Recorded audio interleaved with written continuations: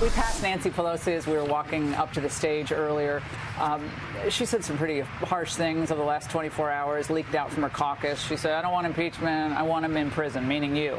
How do you work with someone like that? I think she's a disgrace. I actually don't think she's a talented person. I've tried to be nice to her because I would have liked to have gotten some deals done. She's incapable of doing deals. She's a nasty, vindictive, horrible person. The Mueller report came out. It was a disaster for them. They thought their good friend Bobby Mueller was going to give them a great report, and he came out with a report with 13 horrible, angry Democrats who were totally biased against me. A couple of them worked for Hillary Clinton. They then added 5 more, also Democrats. With all of that, 2.5 years, think of it. From before I even got elected, they've been going after me, and they have nothing. Do you mind if he testifies still? Before you said you didn't care. Mueller testified. Let me tell you, he made such a fool out of himself the last time because what people don't report is the letter he had to do to straighten out his testimony, because his testimony was wrong. But Nancy Pelosi, I call her Nervous Nancy. Nancy Pelosi doesn't talk about it. Nancy Pelosi's a disaster, okay? She's a disaster. And let her do what she wants. You know what? I think they're in big trouble, because when you look at the kind of crimes that were committed, and I don't need any more evidence, and I guess from what I'm hearing, there's a lot of evidence coming in. But you look, and then ask Nancy, why is her district at drug needles all over the place? It's the most disgusting thing, what she's allowed to happen to her district, with needles, with drug addicts, with people living in the middle of the streets, with people living on the sidewalk. You can't go.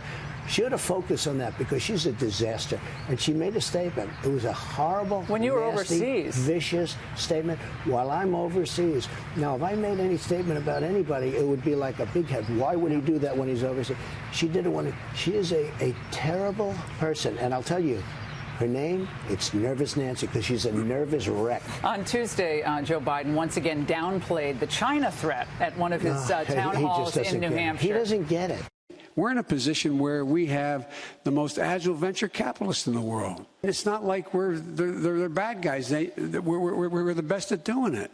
Our workers are literally 3 times as productive as workers in the Far East. I mean, in Asia. And they're 3 times as productive. What are we worried about?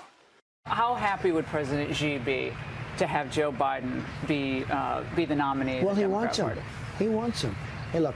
We're taking in tens of billions of dollars. We had a 3.2 GDP first quarter. It's always 1%, less than 1%. It's always the worst quarter. We're at 3.2, a point and a half above schedule. You know why? Because so much money's coming in from China. We never took in any money from China. And let me tell you a little secret. That's only a little tiny piece of it, because the big one is yet to come. We have $325 billion that I haven't even taxed yet. And they've already spent all of their weapons. They've done everything they can. I'll tell you, the greatest people, the farmers, our patriot farmers. And now they're going to benefit like you. And, you know, remember this about the farmers. For 15 years, before I got here, everything was coming down. So this didn't happen. The farmers are going to be one of the biggest beneficiaries. But these are patriots. These are people that say, the president is right. And if I'm going to go through a little short-term problem, it doesn't matter. The president is right. Listen to those incredible people back there. These people are so amazing. And what they don't realize is that I'm holding them up because of this interview, but that's because it's you. President. By the way, congratulations on your ratings. I'm very proud. Thank you very much. And President Xi and President Putin sat down yesterday, announced new trade deals, talked about their closer, warmer relationship. Your reaction to that, especially because you did want to have a better relationship, if possible, with Russia at the beginning of your term. Is that out the window now? No, Is it not possible? I think we're going to have a good relationship with Russia. I think it's hurt by the phony witch hunt. You know, I could have a good relationship with Russia. Again, we have what everyone wants. I built an economy that's incredible. We're up $14 trillion in value. Look at what's going on with the stock market. And this is despite a Federal Reserve that, frankly, should have had lower interest rates and everything else. Now, there's a safety net that's good, and it's more conservative. But if we didn't have all these interest rates, you know, who thought he was going to raise interest rates but if we didn't have that, we'd be at 5.2, and the stock market would be up 10,000 points more. But now we have a very conservative approach, and we've created trillions of dollars in value. And by the way, China has lost trillions of dollars in value. if somebody else, let's say the opponent, who shouldn't have even been allowed to run, you know, she happens to be a crooked person, so her name was very appropriate. But if she ever won,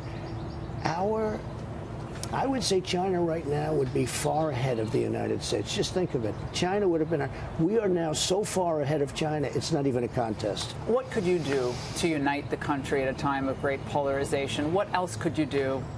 So I think success should unite the country, but I will tell you, the more successful we become, the more angry people like Nancy Pelosi, who don't have what it takes, they don't know what's going on, they get angry.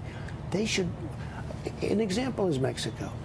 I said, we're going to put tariffs on because we want you to help us with, because they won't pass any legislation in Congress. And I have senators and others and Pelosi coming out saying, oh, how horrible. What they're doing is they're hurting a deal.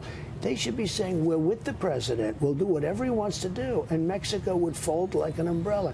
Now I have these people, and I'm saying there's some Republicans, too. I think they should be ashamed of themselves. But we have Pelosi, we have crying Chuck Schumer, who's a disaster, by the way. He's a total political, jerk. But we have Schumer, we have all these people. They come out and they talk about tariffs are bad. So they're killing, they hurt my negotiation. Because I go into the room with the Mexicans, I'm asking them for everything. And by the way, if they don't do it, I'm putting the tariffs on, we're going to make a fortune. One thing with the tariffs, when those tariffs go on, companies are going to start moving back. Once they know they're going to stay on, companies are going to move back to the United States. They took 32% of our car industry. Every single one of those plants will move back into the United States. You're going to get a deal with China? Yeah, I'll definitely get a deal with China. I mean, they want to make a deal now. I will say I'd want to get a deal, but what they did was very bad. We had a deal, and they tried to renegotiate. They can't do that. What do you pray for when you pray for this country? Peace. Really peace. And we built up our military, we built up our wealth, we've built up everything. Our country is in such great shape right now. Iran is in a much different position than they were 2.5 years ago. 2.5 years ago, Iran was a disaster for us. Now they've got problems, let's put it that way. They're not the same country. North Korea, no nuclear tests. I have a good relationship. And we'll see what happens. And we're going to see what happens. China wants to make a deal. Everybody wants to make a deal. We're the best. We're the strongest. There's nobody even close. Mr. President, finally, did you or did you not, the world wants to know, fist bump with the Queen? I did not, but I had a great relationship. We had a really great time. There are those that say they have never seen the Queen have a better time, a more animated time. We had a period where we were talking solid straight. I didn't even know who the other people at the table were. I never spoke to them. We just had a great time together. Are you going to keep the conversation going with her? Yes, I am. She is a spectacular woman, an incredible woman. Mr. President. Thank you very much. Thank you so much. Good luck. Thank you, Laura. Take care of yourself. All right. By the way, some of you may have heard or read that President Trump supposedly held up the entire D-Day ceremony in order to do this interview with me. That is patently false, fake news. Our cue to end the interview was when we heard the Macron helicopter approaching.